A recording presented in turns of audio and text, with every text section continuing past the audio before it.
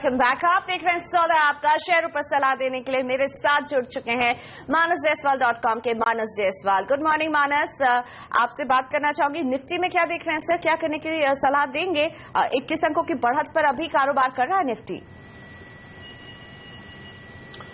Good morning Priyanka. देखिए, जो पूरा क्रैक हमने 8300 से देखा था 7700 तक, उसके 38.20% रिट्रेसमेंट लेवल के ऊपर निफ्टी ट्रेड कर रहा है। मैं समझता हूं कि अभी थोड़ी और रिकवरी देखने को मिलेगी। निफ्टी शायद जो पहला टारगेट है वो है 8000 के आसपास, जो कि 50 दिनों का मूविंग एवरेज है। बट मैं समझता हूं कि 8025 के लेवल्स भी टेस्ट हो सकते हैं, जो कि 50% रिट्रेसमेंट लेवल है। तो मेरी राय में एक स्टिक स्टॉप लॉस के साथ आपको ट्रेड लेना है यहाँ पर, और आप अगर एक लॉन्ग ट्रेड लेते हैं यहाँ पर तो 79.25 का एक स्टिक स्टॉप लॉस जरूर रखें। ओके, 79.25 के स्टॉप लॉस की सलाह दे रहे हैं मानस। लेकिन आप कुछ और सवालों को जोड़ते हैं अपने दर्शकों के। यूके सिंह से बात करते हैं, पटना से जुड़े। नमस्ते मिस्टर सिंह, बताइए कौन से शेयर के बारे में आप पूछना चाहते हैं, क्या जानना चाहते हैं हमारे मार्केट एक्सपर्ट से? जी नमस्कार प्रियंका जी। जी नमस्ते सर, स्वागत है। जी मैम, मैं पूछना चाहता हूँ निफ्टी का मैं कॉल पुट बेचना चाहता हूँ, तो कौन से लेवल का बेचा जाए? अभी जैसे फेड वाला भी कंसर्न है, आरबीआई का आज आने वाला है, तो मतलब किस लेवल का निफ्टी का कॉल पुट बेचा जाए? अच्छा, इसके अलावा भी कुछ पूछना चाहते हैं मिस्टर सिंह? जी हाँ मैम, यही हम लोग जानना है। निफ्टी के बारे में ही आप सलाह चाहते हैं कि इसमें किस लेवल पर कॉल पुट लिया जाए। साथ ही जो आपने हमें मेल भेजा था उसमें बैंक निफ्टी पर भी सवाल पूछा था, बैंक निफ्टी के बारे में भी समझना चाहेंगे? जी मैम, बैंक निफ्टी भी बता दिया जाए कि मतलब कौन से लेवल का भी किया जाए उसका कॉल पुट, यही सेम क्वेश्चन है। ओके, मानस आपने सुना मिस्टर सिंह को, क्या सलाह देना चाहेंगे? और आप निफ्टी पे ऑलरेडी बता चुके हैं, लेकिन बैंक निफ्टी आज हम देख रहे हैं आज बड़ा दिन साबित हो सकता है बैंकों के लिए। हालांकि उम्मीद कम है कि आरबीआई गवर्नर कुछ ऐसा मूव करेंगे, लेकिन क्या आप सलाह देंगे यहाँ मिस्टर सिंह को? देखिए, बैंक निफ्टी की जहां तक बात है, एक बड़ा हर्डल दिखता है 17300 लेकर 17600 तक, क्योंकि 17350 दिनों का मूविंग एवरेज है, 17550 100 दिनों का मूविंग एवरेज है, और 200 दिनों का मूविंग एवरेज 17600 के आसपास है। तो मैं समझता हूँ ये रेंज को ब्रेक करना बहुत जरूरी है एक अपसाइड मूव के लिए। तो मेरी राय में तो अगर एक लॉन्ग ट्रेड लेना है तो वो 17600 के ऊपर ही रहेंगे। अभी को देखते हुए ऐसा लगता है कि जिस तरह स्टॉक बैंक निफ्टी ने 50 दिनों के मूविंग एवरेज के ऊपर सस्टेन किया है, यहाँ पर शॉर्ट नहीं बनाने चाहिए एटलीस्ट। बट लॉन्ग करने के लिए भी इंतजार करना बेहतर आइडिया है। 17600 के ऊपर लॉन्ग करें, और अगर शॉर्ट करना है तो इंतजार करें एक बार बैंक निफ्टी 17100 के नीचे जब फिसले तब वहां पर शॉर्ट के बारे में सोचें। दीपक वखारिया के सवाल को शामिल करते हैं, कलोल से भेजा ये सवाल, और दीपक जानना चाहते हैं कि इन्फोसिस में क्या हो इनका अगला कदम। इनके पास है 800 शेयर, 1164 रुपए में इनकी खरीदारी रही है, और सिंटेक्स के हैं 10,000 शेयर, ऑलमोस्ट 89 रुपीज पर इन्होंने इसे एवरेज किया है। तो इन्फोसिस और सिंटेक्स पर ये राय चाहते हैं। हम देखते हैं सिंटेक्स में इन्हें तो मुनाफा जरूर हो रहा है, एवरेज कर करके इन्होंने एक तरह से अपने प्राइस को कम किया है, 15 रुपए 70 पैसे के मुनाफे पर बैठे हैं, और इन्फोसिस में नुकसान। मानस, क्या करना चाहिए? इन्फोसिस का चार्ट आपको कैसा दिखता है? साथ ही में सिंटेक्स आपको टेक्निकली कैसा दिख रहा है? क्या करना चाहिए कि ये 15 रुपए 70 पैसे पर शेयर जो मुनाफा हो रहा है बुक करें? देखिए, जहां तक बात शॉर्ट टर्म की है, इन्फोसिस में मैं समझता हूँ शायद थोड़े लोअर लेवल्स और देखने को मिलेंगे। उसका एक बड़ा रीजन ये है कि 1200 के हाइज बनाने के बाद स्टॉक ने लोअर टॉप लोअर बॉटम बनाना शुरू किया है। पिछले दिनों स्टॉक 200 दिनों के मूविंग एवरेज के नीचे फिसल गया था। ये जरूर है कि कल हमने बाइंग इंटरेस्ट देखा और स्टॉक वापस 200 दिनों के मूविंग एवरेज के ऊपर आ गया है। बट फिर भी मैं समझता हूँ कि 1100 से लेकर 1125 काफी बड़ा हर्डल है इन्फोसिस के लिए।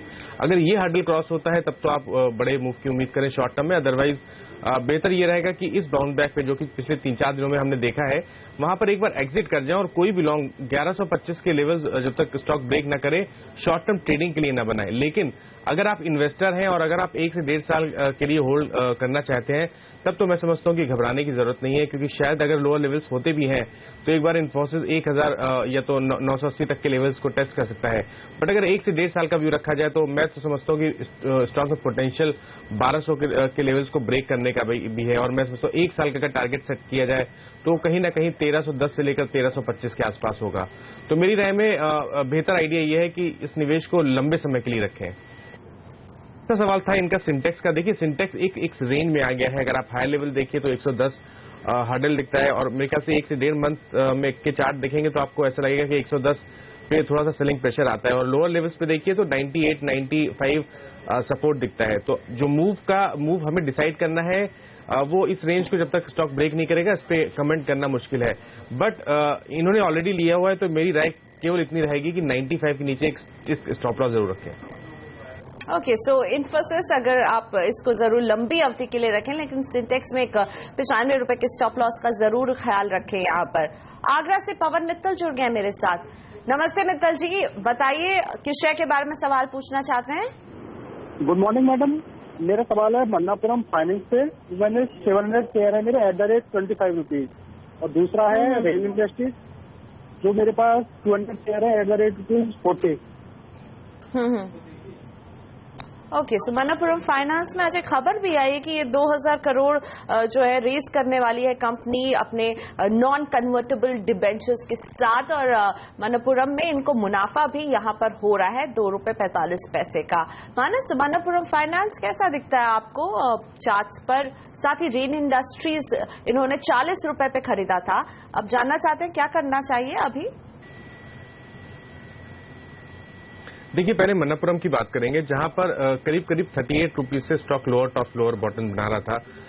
But I think last month stock ने बेस बनाया था 20 रुपए के आसपास, एक बाउंस बैक देखने को मिला, कंसोलिडेशन देखने को मिला 24 रुपए और 22 रुपए के बीच में, और पिछले दिनों स्टॉक ने इस रेंज को अपसाइड ब्रेक किया है। ऐसा लगता है कि ये एक छोटा सा रिवर्सल है जहां पर हायर टॉप्स हायर बॉटम्स का कंफर्मेशन है। मैं समझता हूं कि रिकवरी के लिए इंतजार करना बेहतर आइडिया है। 30 रुपए या 32 रुपए के लेवल शायद आने वाले टाइम में देखने को मिलेंगे, तो मेरी राय में तो यहां पर बने रहना चाहिए और 24 रुपए के नीचे स्टॉप लॉस रखना चाहिए। रेन कमोडिटीज की जहां तक बात है, देखिए जब हम चार्ट देखते हैं तो ऐसा लगता है कि बड़े टाइम से स्टॉक ने परफॉर्म नहीं किया, और एक ब्रेकआउट का इंतजार है। अगर स्टॉक 50 रुपए के ऊपर निकले तब तो आप मूव की उम्मीद रखें, उससे पहले मैं समझता हूं कि 35 रुपए के स्टॉप लॉस के साथ बने रहना चाहिए स्टॉक में। अगला सवाल सुरेंद्र का पंजाब से SMS के जरिए इन्होंने भेजा ये सवाल, जानना चाहते हैं अपोलो टायर में क्या करना चाहिए। 140 शेयर ये होल्ड करते हैं, 164 रुपए में इन्होंने खरीदारी की थी। दूसरा स्टॉक इनके पास है अशोक लेलैंड का, 590 शेयर हैं, 65 रुपए की खरीदारी है। अपोलो टायर और अशोक लेलैंड कैसे दिखते हैं चार्ट पर, समझते हैं मानस से। मानस एक एक करके बताएं ये दोनों स्टॉक्स आपको कैसे दिखते हैं। आज ऑटो नंबर्स भी आने वाले, हम इनमें हरकत देख सकते हैं। अपोलो टायर, अशोक लेलैंड, क्या करना चाहिए सर? देखिए अपोलो टायर्स की जहां तक बात है, 160 एक बहुत इंपॉर्टेंट सपोर्ट हुआ करता था। पिछले दिनों स्टॉक ने 160 के लेवल्स भी ब्रेक किए, 151 के लोज बनाए, और पिछले 4-5 दिनों में 160 के ऊपर निकल जरूर आया है, लेकिन पैटर्न अभी भी वीक बना हुआ है। मैं समझता हूं कि अगर थोड़ी रिकवरी देखने को मिले, स्टॉक 170, 173 के लेवल्स टेस्ट करे तो वहां पर निकलने की कोशिश होनी चाहिए। यहां पर बने रहने की राय तो बिल्कुल भी नहीं रहेगी। लेकिन अशोक लेलैंड एक ऐसा स्टॉक है जिसने पहले भी आउट परफॉर्मेंस दिखाया, और मैं समझता हूं आने वाला 1 साल भी बेहतर रहेगा अशोक लेलैंड के लिए। तो मैं तो समझता हूं यहां पर बने रहना चाहिए और अपने स्टॉप लॉसेस 84 रुपीज के नीचे रखने चाहिए। पोटेंशियल की अगर बात करें तो, और 1 से 1.5 साल की बात करें तो कम से कम 115 रुपए तक के लेवल्स देखने को बिल्कुल मिल सकते हैं। ओके, सो अशोक लेलैंड में बने रहिए। 115 के टारगेट आपको मानस यहाँ पर सुझा रहे हैं, लेकिन अब हमारे साथ जुड़ गई है एक खास मेहमान, ITPI की एग्जीक्यूटिव डायरेक्टर मैथिली बालासुब्रमण्यम। इनसे बातचीत करेंगे हमारे मार्केट एडिटर अनिल सिंह भी। Mathili, good morning. First and foremost question to you is, what is your expectations from today's credit policy? Good morning. Do you also see rates not moving anywhere this time, and what's your outlook for next rate cut? Yeah. See, basically we need to look at it in the overall perspective. Reserve Bank has already cut during this year 125 BPS in the base rate, and there is an amount of transmission which is still pending. And much beyond this, the macroeconomic data is all coming positive, and there has been an expectation that we will be able to meet our inflation target till January. We also may be able to maintain our fiscal deficit targets which we have put for the current year. However, there are a few points which we need to look at. One would be how the Fed lift up will take up, and if there is a Fed rate cut in the December policy, that would have an amount of volatility, maybe an amount of knee-jerk reaction in the market, and once the market settles down post that, there would be a clear indication. That in turn would probably depend on the next 10 days various data points which will come out in the US and other overseas markets. Second thing would be, while we are seeing a lot of improvement in terms of growth numbers, one number which we would like to see much better acceleration would be investment growth. If the existing enthusiasm and optimism about Indian economy and its growth also results into a higher level of investment growth, that would give a very clear direction and firm position to the market, and that would take things forward. But at this current juncture, we do not expect any rate cut from the Reserve Bank, but maybe it would depend, it is more possible post-budget. It may not happen right now, that's our view. Maithili, another good news for your bank is SEBI has cleared the decks for IPOs from stock exchanges. You hold a substantial stake in NSE. Eventually, we see the exchange will list its share also. So, do you think or any plans that you monetize your this investment in as and when the IPO comes?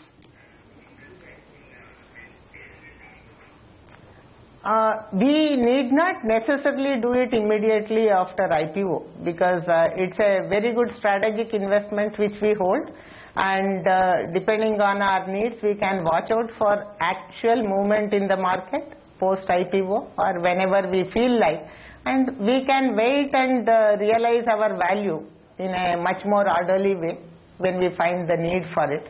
But it's a very good move, and if it gets sort of listed, then we will be able to find a much better market-related price for our holdings.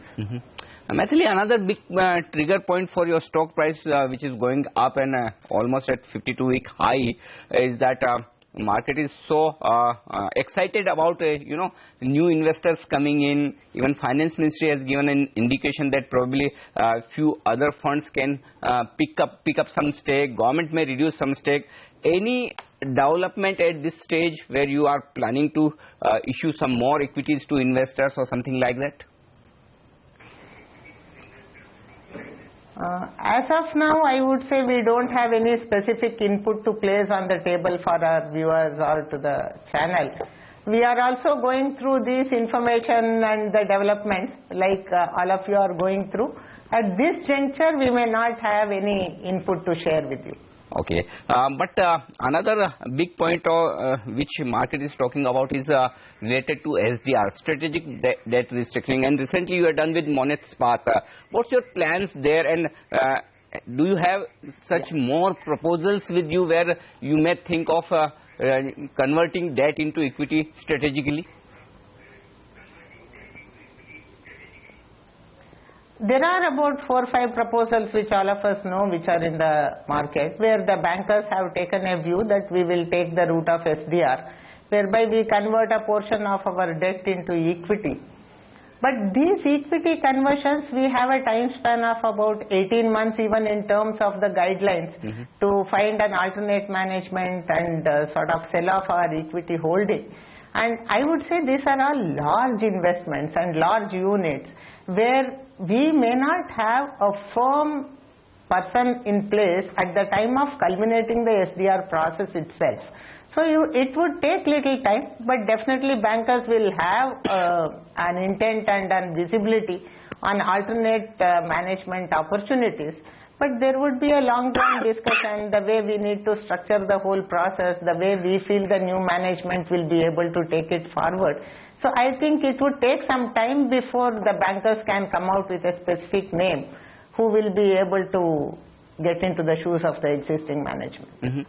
I was looking at your numbers for the last quarter, and I've seen a little bit gross NPA, net NPA, they are inching up actually.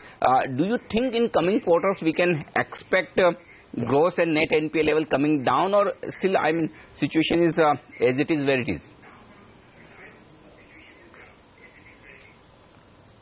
No, we also expect that the gross NPA levels should taper off. Probably one redeeming feature is if we see at the amount of accretion of fresh NPAs during the quarter ending March, June and following September, it has been coming down. In June it was about 1,400 odd and in September it has come down to 1,200. But we need to accept that IDBI as a DFI as a DFI it was earlier, has substantial investment in infrastructure companies and large corporates. So to that extent, a persistent industrial difficulty or stress would add to some larger NPAs at times. But right now we feel that it should come down further and we should be able to taper it off. One last question, ma'am. You have some fabulous investments in many companies like NSDL, CDSL, RCL, SIDBI. There is a long list actually. I just wanted to know, is there any plans from IDBI Bank going forward? You are planning to monetize any of these assets, or you are open to it, or you are looking at it, you are talking to people? What's the status? See, as on today, we have not frozen any particular action point on these strategic investments. But strategic investments are such that they are always under the watch as to the potential position of these assets and what could be the realizable value. But only as and when we find it is necessary to monetize them, we will get into the process. Sure. Till then, probably we would just keep a watch on how their valuations will move.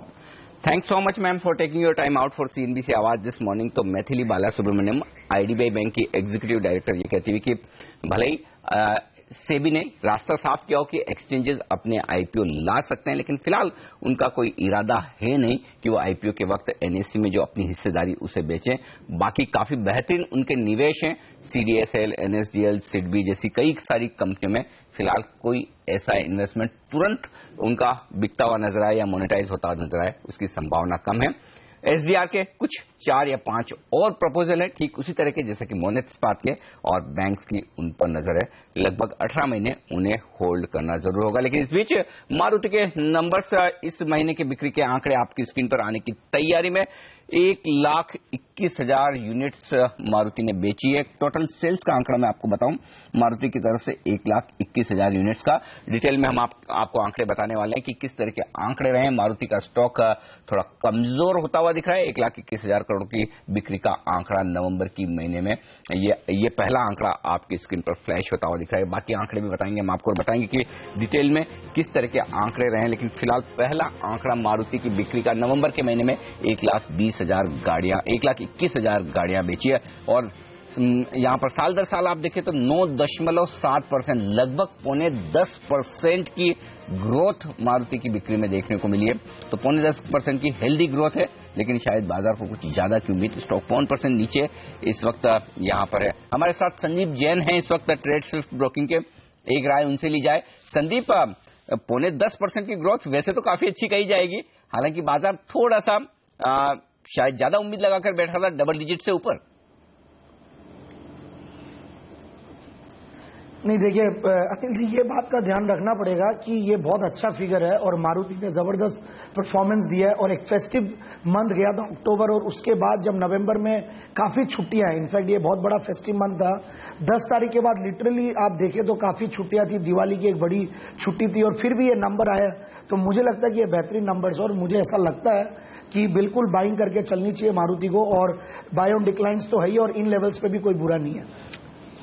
Exports में माफ कीजिएगा, exports में 1% की बढ़त हुई है। 10,225 गाड़ियां export की। तो कुल मिलाकर जो बड़ी बात निकल कर आ रही है आंकड़ों में वो ये कि ज्यादातर जो ग्रोथ आई है इस महीने में वो पूरी की पूरी घरेलू बाजार से आई है। और ये एक अच्छा संकेत है कि अगर लगभग 9.5% ग्रोथ और एक्सपोर्ट में 1% की ग्रोथ हो तो ये कह सकते हैं कि मारुति ने घरेलू बाजारों में लगभग 10% के आसपास की ग्रोथ की है। 1,21,000 में से 10,000 गाड़ियां निकाल दे तो लगभग 1,10,000 गाड़ियां मारुति ने घरेलू बाजार में बेची है नवंबर के महीने में। ये है आंकड़े इस वक्त।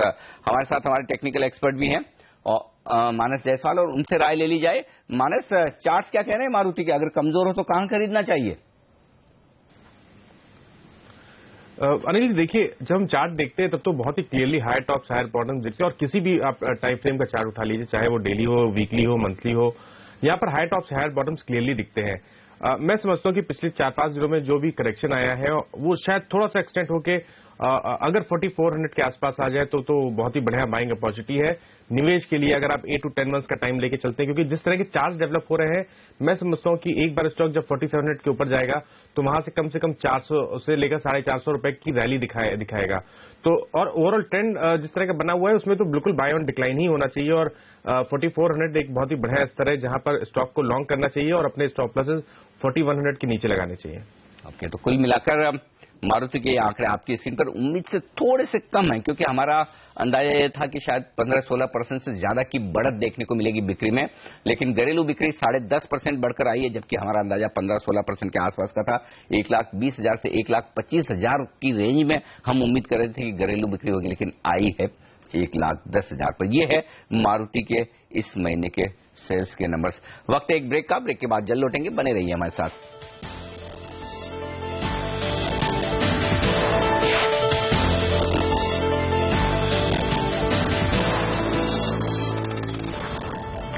तो क्रेडिट पॉलिसी का इंतजार है, 11 बजे क्या बोलेंगे आरबीआई गवर्नर रघुराम राजन, इस पर रहेगी हमारी नजर। लेकिन उससे पहले बाजार में हम देख रहे हैं अच्छी खासी बढ़त के साथ कारोबार हो रहा है। सेंसेक्स में 53 अंकों की बढ़त, निफ्टी में भी 25 अंकों की बढ़त है।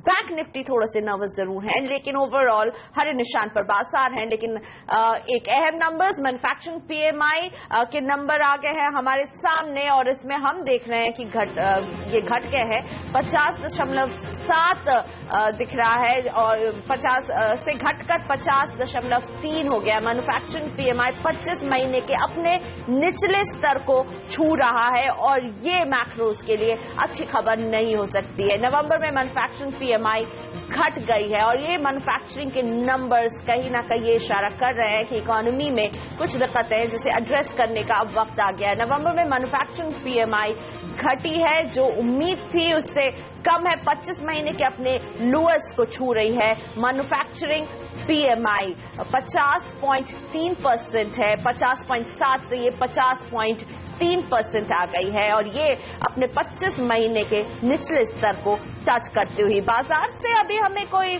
खास रिएक्शन नहीं दिख रहा है, लेकिन पीएमआई के नंबर्स आपके सामने हैं। हम लेते एक छोटा सा ब्रेक, अभी हाजिर हो रहे हैं सौदा आपका में।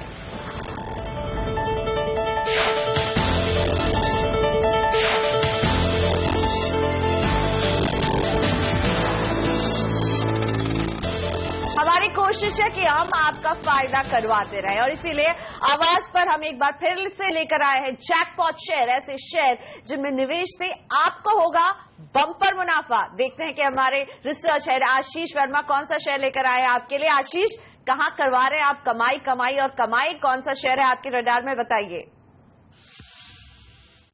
मुंजाल ऑटो इंडस्ट्रीज है आज का जैकपॉट शेयर, और बेहद इंटरेस्टिंग बिजनेस है, उतनी इंटरेस्टिंग हिस्ट्री है इस कंपनी की।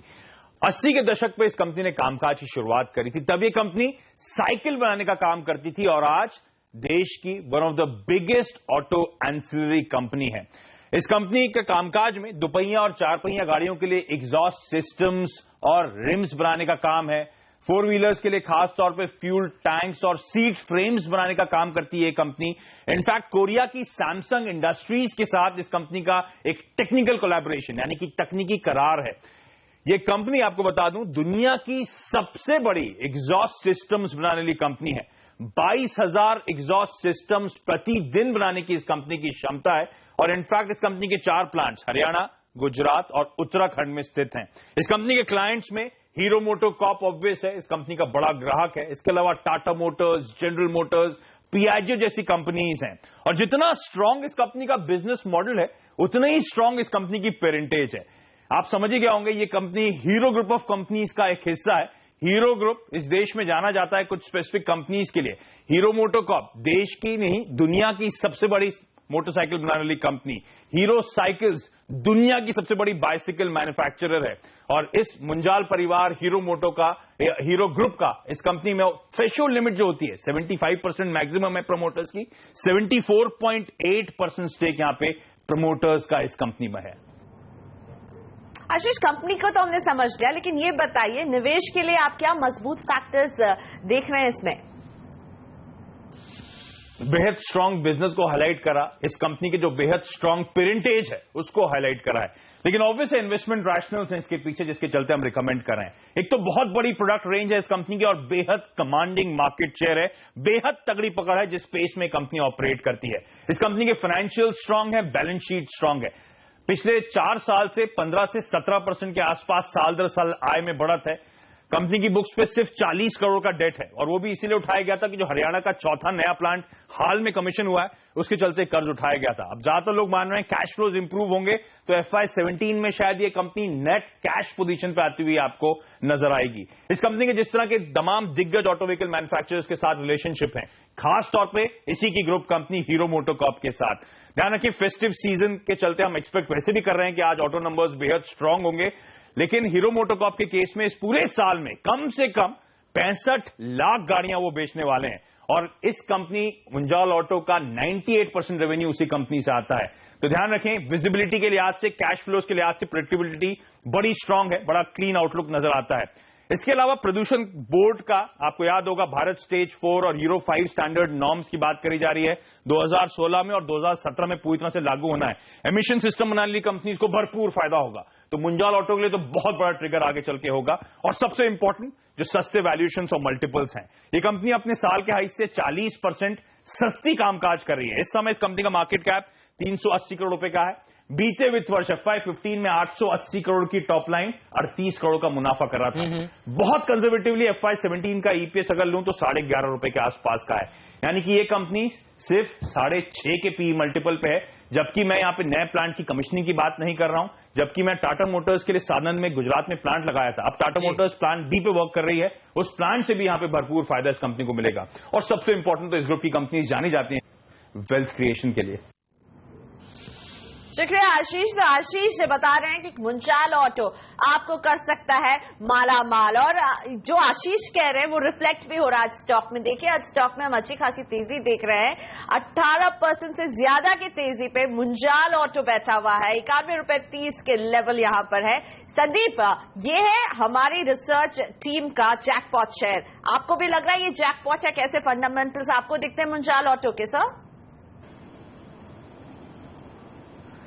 बिल्कुल जैकपॉट है ये स्टॉक। मैंने भी इनफैक्ट सुबह 9:45 पे जैकपॉट शेयर पहले आया करता था और मैंने उस पर्टिकुलर शो में ये 45 रुपए पे रिकमेंड किया हुआ ये स्टॉक, और आज भी 91 इनफैक्ट बहुत सस्ता लगता है। अगर यहां से देखें तो डाउन साइड रिस्क बिल्कुल भी नहीं है और अपसाइड मुझे लगता है कि ये स्टॉक आराम से 125 रुपए तक जा सकता, हो सकता है कि इसी रैली में चला जाए, क्योंकि जो वैल्यूएशन है 6.25 6.5 के PE मल्टीपल पे, और जो प्रोमोटर ग्रुप है और एक तरीके से जो पर्टिकुलर प्रोडक्ट बनाती है ये 2 व्हीलर्स का जो एग्जॉस्ट फैंस, उसमें वर्ल्ड की नंबर 1 कंपनी है, लार्जेस्ट कंपनी है, तो ये एक बहुत बड़ा फीचर है। तो मेरे हिसाब से बिल्कुल ये स्टॉक को लेना चाहिए। बाय ऑन डिक्लाइंस आज हालांकि 18-19% चला हुआ है, तो थोड़ा सा वेट करें, कई बार करेक्शन आता है, थोड़ा बहुत प्रॉफिट बुकिंग आता है, तो नीचे आए तो सर्टेनली लें। और ओवरऑल एक्यूमुलेट करने वाला ये स्टॉक है और 125 रुपए का टारगेट 6 से 9 महीने की अवधि में सर्टेनली मुझे दिखता है ये बन सकता है। तो संदीप भी मुहर लगा रहे हैं हमारे जैकपॉट शेयर पर, 125 का टारगेट दे रहे हैं आपको। संदीप जल्दी से देखिए कितने बढ़िया कारोबार कर रहा है सुबह से ही, जब से आशीष ने रिकमेंड किया है मुंजाल ऑटो को अपने जैकपॉट शेयर की तरह। और देखते रहिए CNBC आवाज, और भी जैकपॉट शेयर हम लाते रहेंगे। अब इस पॉइंट पर हम अपने दूसरे मार्केट गेस्ट मानस को धन्यवाद कहना चाहेंगे। मानस, काफी शेयरों पर चर्चा हुई है, कोई डिस्क्लोजर देना चाहेंगे? देखिए जिन स्टॉक्स के बारे में बात हुई इसमें किसी में भी पर्सनल होल्डिंग नहीं है, बट अपने क्लाइंट्स को एडवाइस की हो सकते हैं।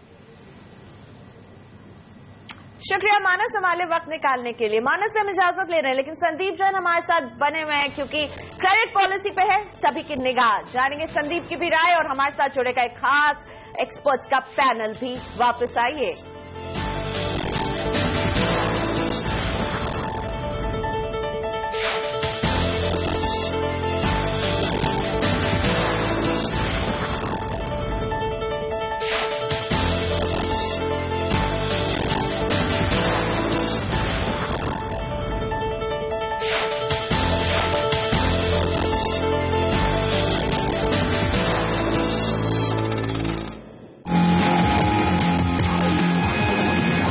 आशीष बताइए कौन सा है आज का जैकपॉट शेयर और क्यों पसंद है आपको?